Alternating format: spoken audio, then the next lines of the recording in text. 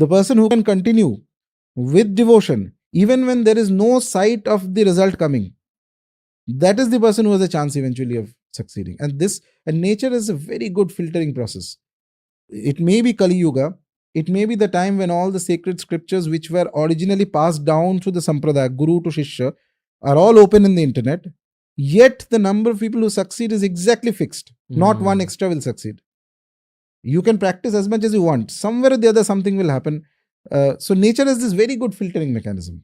Very good.